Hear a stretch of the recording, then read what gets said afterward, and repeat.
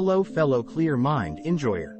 People that are new to Synchrons have been asking about replays and how possible combo lines can look like in the standard Synchron list. This list has a good floor so you open your combo lines very consistent, but the ceiling is kinda low in comparison to other Synchron lists like Majestic or Libromancer. More often than not you end up just on 4 on-board disruptions, because this list lacks consistent extensions. People are quite often running card destruction for max C challenges, but I would discourage you. Relying on an unsearchable one-off is just copium. You can argue that it can help you get into your combos, but in the current meta the Tierlemans player will be very grateful if you start your combo with card destruction. The Ascator engine gives you access to a level 8 Synchro mostly Chaos Ruler. Defrag Dragon is part of a speeder line with Assault Synchron and Doppel Warrior. Other than that, the rest of the hand traps are standard, and without further ado let's go into the replays.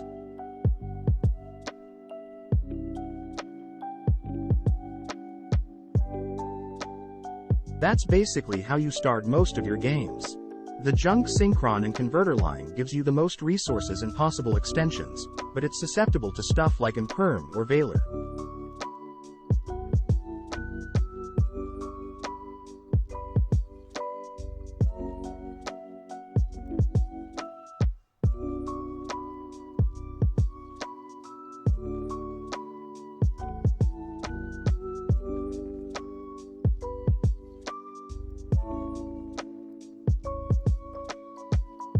From that position you can go for a Chaos Ruler to dig for a Doppel Warrior, or you play the save route and go for Excel Synchro Stardust Dragon. This allows you to use the second effect of Stardust Illumination to summon Stardust Trail to the field and continue with a Yazzie line. You could have summoned Junk Synchron instead of Stardust Synchron with the effect of Junk Converter, so you don't have to use the graveyard effect of Illumination, but it doesn't really matter most of the time.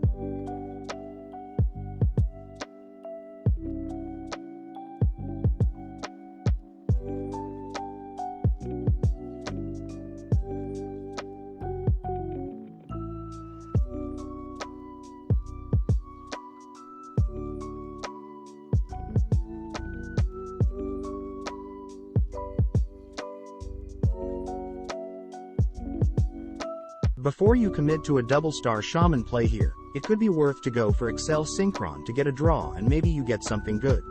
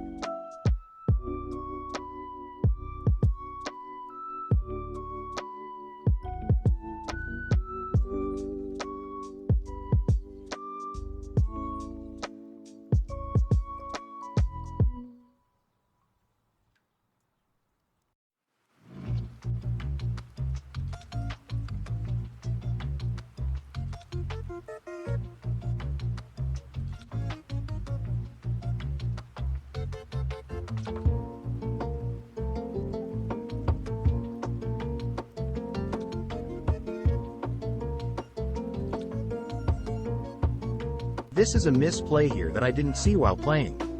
Summoning Junk Synchron instead of Jet is the better play here, because you can transition into a hot red dragon Archfiend Abyss anyways here, but you can't go for both Herald of the Arc Light and Crystal Wing Synchro Dragon if you summon Jet. But I got lucky and drew into Synchro Overtake.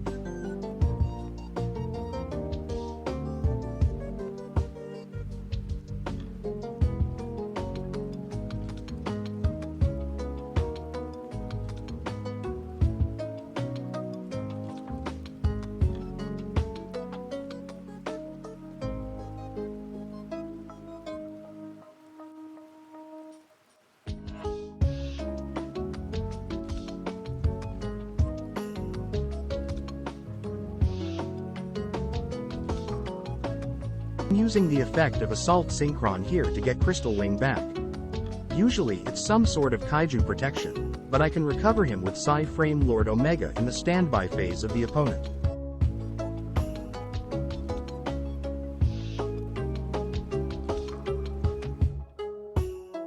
The end board is quite strong with 5 on-board disruptions and 10 drawn cards. Next we have a combo that starts with Doppel and Assault. The benefit of this line is that you resolve your speeder protected, but your end board is weaker and you draw nothing most of the time. Special Assault Synchron and normal Doppel Warrior. Then you go into Cupid Pitch, decrease his level by 2 and go into Marcher to resummon Assault back and search for Defrag Dragon with the effect of Cupid Pitch.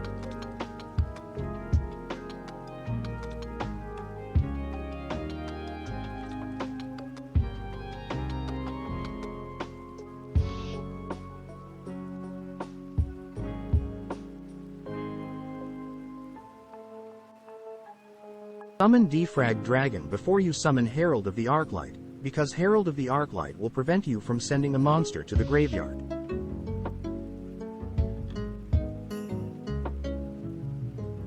Then you can go into a protected speeder.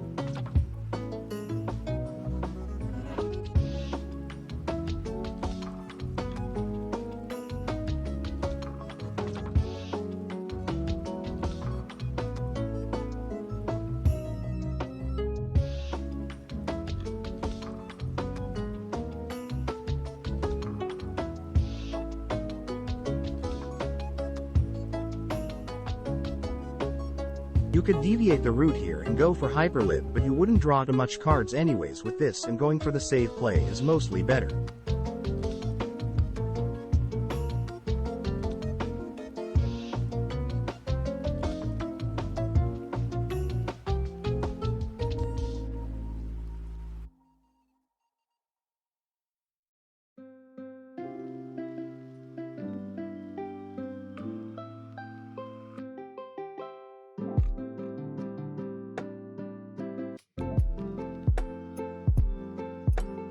You don't really need the effect of Jet this turn, so you can search for a Junk Converter with his secondary effect to save his revive as a follow-up.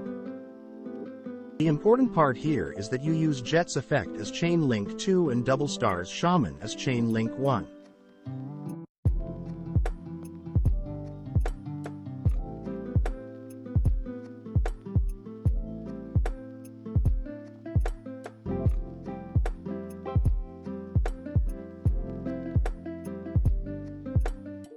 Your revive Jet with Converter's effect to get into Hot Red Dragon Archfiend Abyss. Didn't activate the effect of Chaos Ruler for the purpose of the video, but you usually should try to dig for an extender. As you can see, there isn't much in the extra deck to go for, so going for Omega here is the best play to finish this line.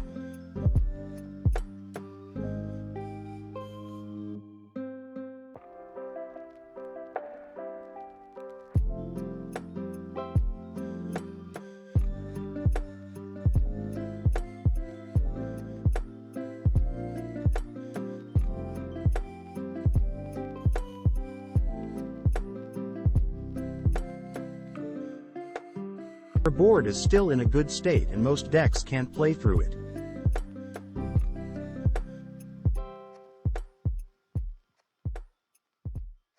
Next we have the worst line that will get you into a speeder with Stardust and Doppel.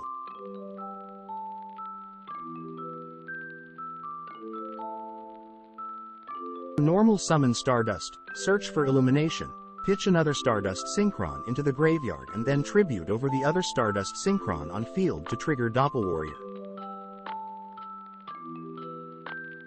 Then you activate Illumination in your graveyard to change Stardust level to 3.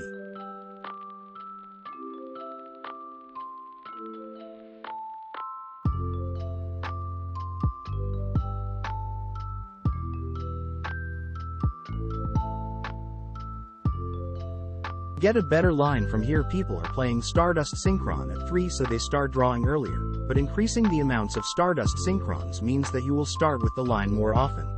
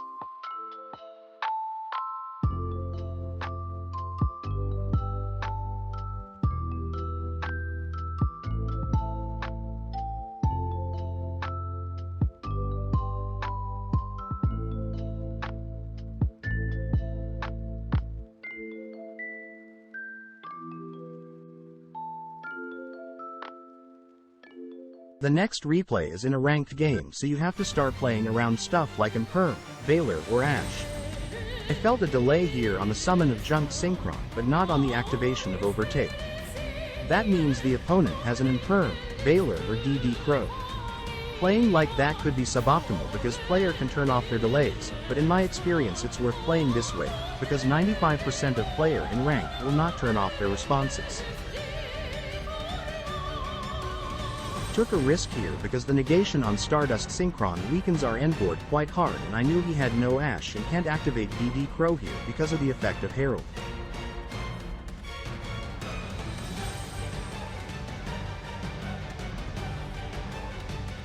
Then I proceed to do my combos regularly.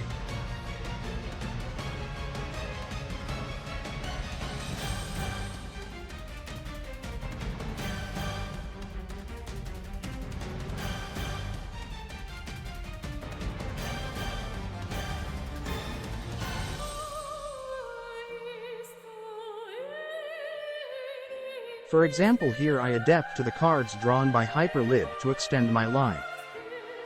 My personal recommendation is not to stick to a combo line and do some freestyling to master the deck.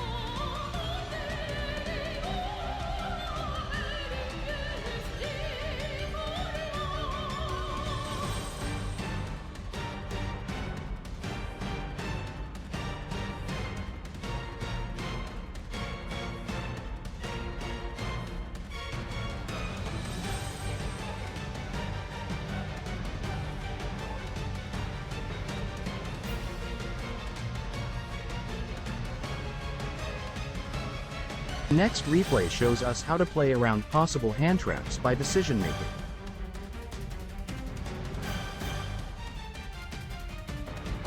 This hand I have access to every Synchron name. So first I am checking for an Ash with tuning and converter, because it's a good trade. People will quite often Ash her, and if Conbetter resolves they can't Ash the speeder anyways. The Jet in the graveyard I can trigger Doppel Warrior quite easy, and if Jet gets hit by a DD Crow I can follow up with a Stardust Synchron.